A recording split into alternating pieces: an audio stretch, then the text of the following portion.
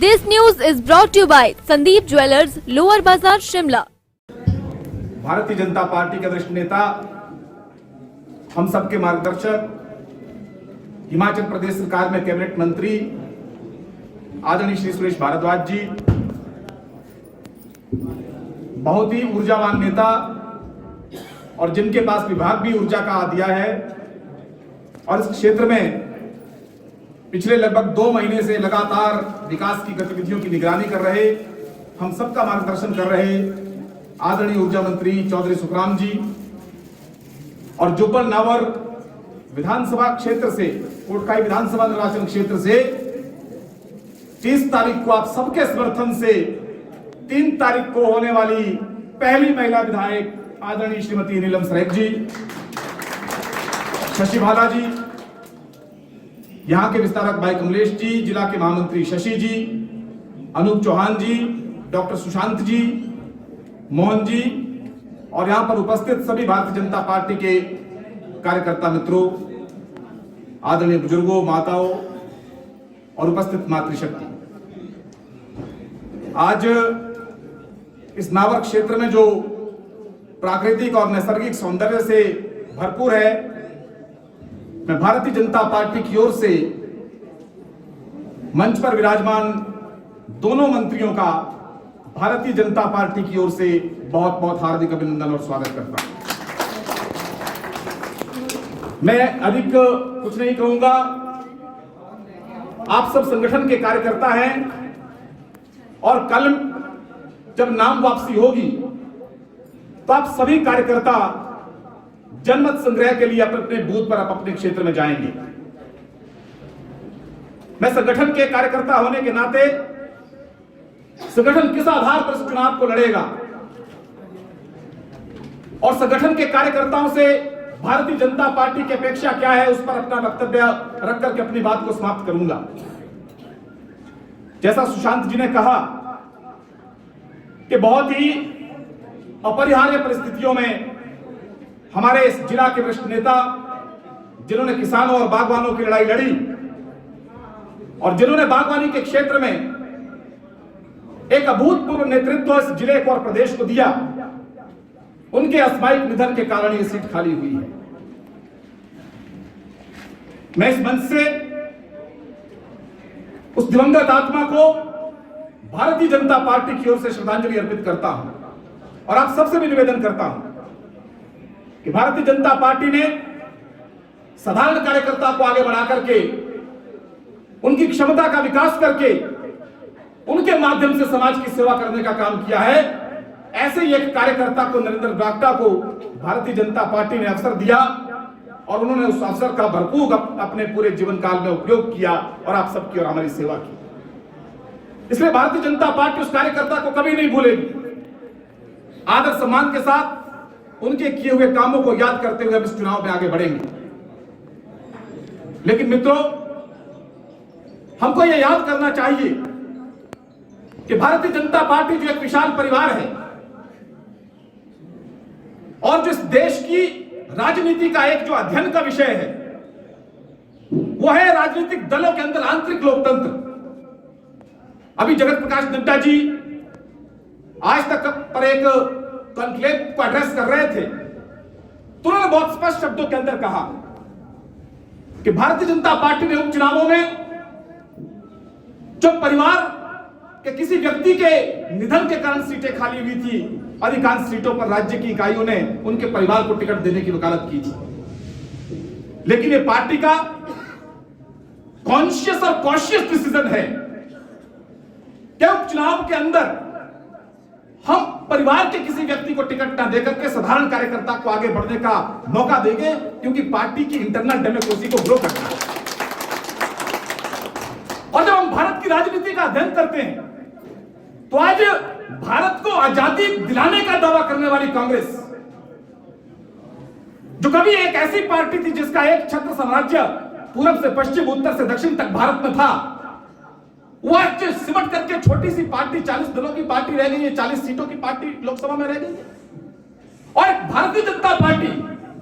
जिसमें झोला उठा करके, चप्पल पहन करके काम करने वाले दीनदयाल उपाध्याय जी, जो प्रथम राष्ट्रीय महामंत्री हुए संघ के प्रचारक के नाते वो आए,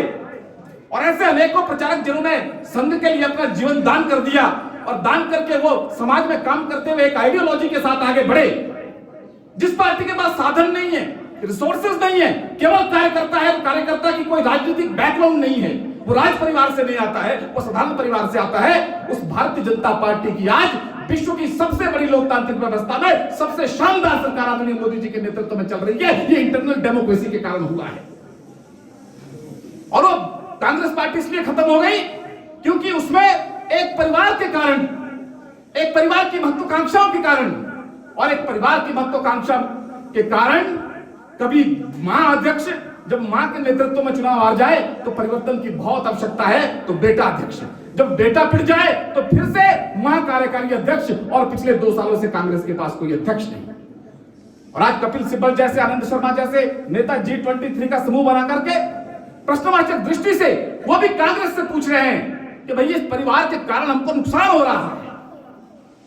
इसलिए इस परिवारवाद से पार्टी को बाहर निकालिए। वहां ये चिंतन हो रहा है, और हम एक आम कार्यकर्ता को टिकट दे करके उसकी क्षमता का विकास करके पूरे का पूरा संगठन पार्टी को परिवार मान करके, परिवार को पार्टी नहीं, पार्टी को परिवार मान के आगे बढ़ाते हैं। इसके कारण भारतीय जनता पार्टी आगे बढ़ रही है। इस इंटरनल डेमोक्रेसी को, इस आइडियोलॉजी को जिंदा रखने के लिए ये जो कॉन्शियस और कॉन्शियस डिसीजन हमारे राष्ट्रीय नेतृत्व का है, हम कार्यकर्ता होने के नाते उसका सम्मान करते हैं, उसका आदर करते हैं, उस आदर के साथ नीलम श्रेय के साथ इस विधानसभा क्षेत्र में आगे बढ़ेंगे।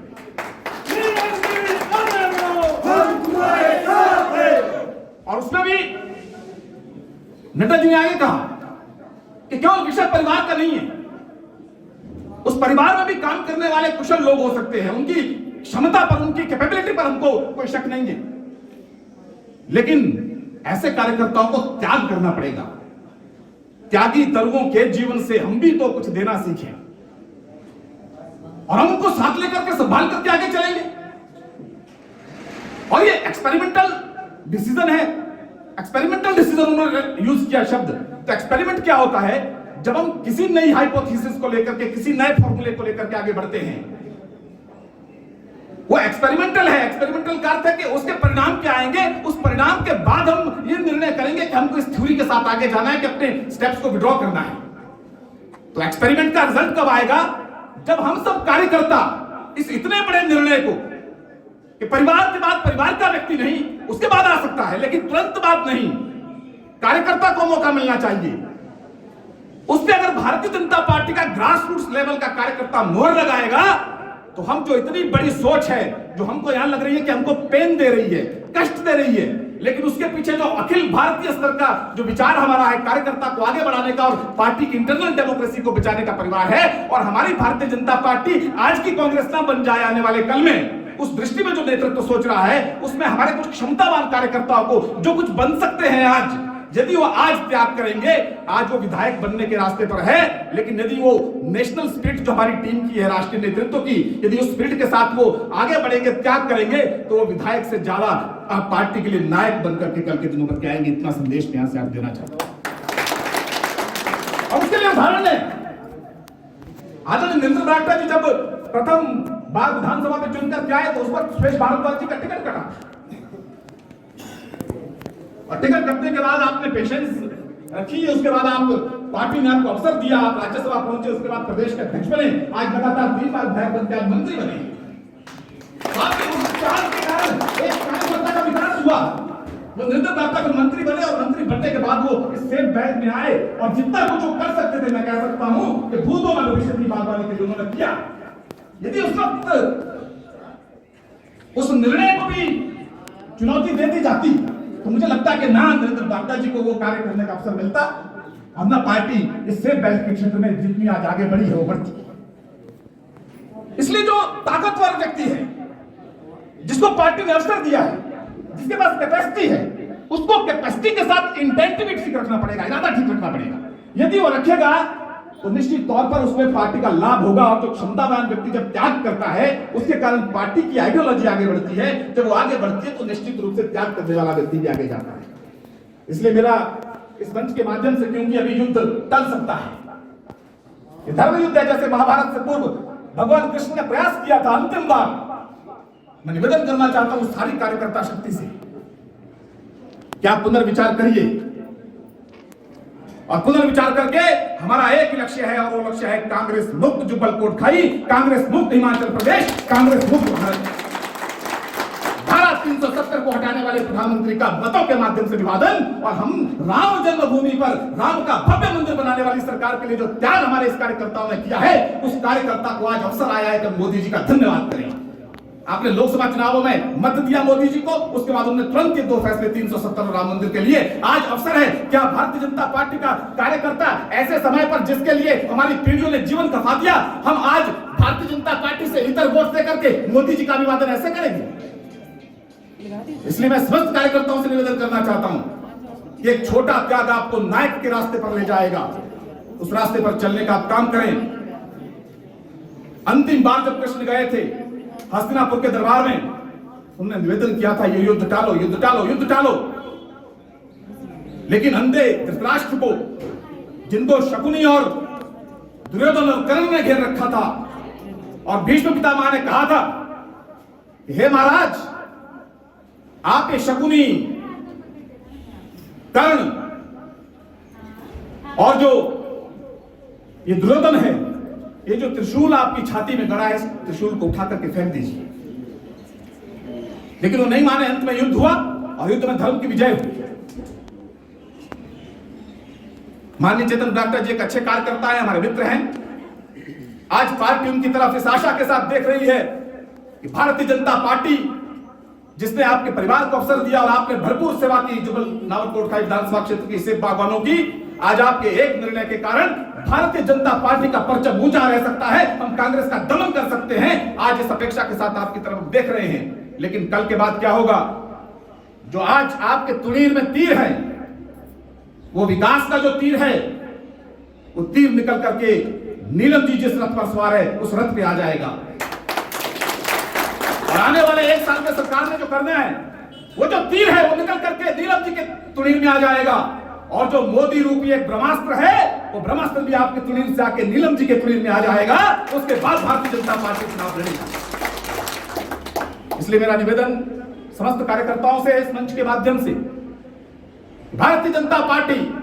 अपनी आइडियोलॉजी के लिए जिसने बड़े बड़े सैक्रिफाइस करके एक आदर्श प्रस्तुत किया है भारतीय राजनीति में, और पार्टी की आंतरिक लोकतांत्रिक व्यवस्था को जीवित करने के लिए कड़वे निर्णय भी लिए हैं, उन कड़वे निर्णयों के साथ चलते हुए हम एकजुटता के साथ कल के बाद इस धर्म युद्ध में इसको पूरी ऊर्जा के साथ करके, और जैसा कहा कि नारियों की आधी आबादी है, उस आधी आबादी को साथ लेकर के इस चुनाव को जिस गति के साथ और जिस ऊर्जा के साथ लड़ना होगा, कार्यकर्ता लड़ने के लिए अग्रसर होगा। इसी के साथ में मैं नीलम जी को शुभकामनाएं देते हुए, अपने उन सभी भारतीय जनता पार्टी के कार्यकर्ताओं को भी शुभकामनाएं देते हुए, एक रथ पर एक मत के साथ आगे बढ़ने का निवेदन करते हुए अपनी वारी को विराम देते हुए दोनों मंत्रियों का, मैं शशि जी का यह अभिनंदन करता हूं। धन्यवाद।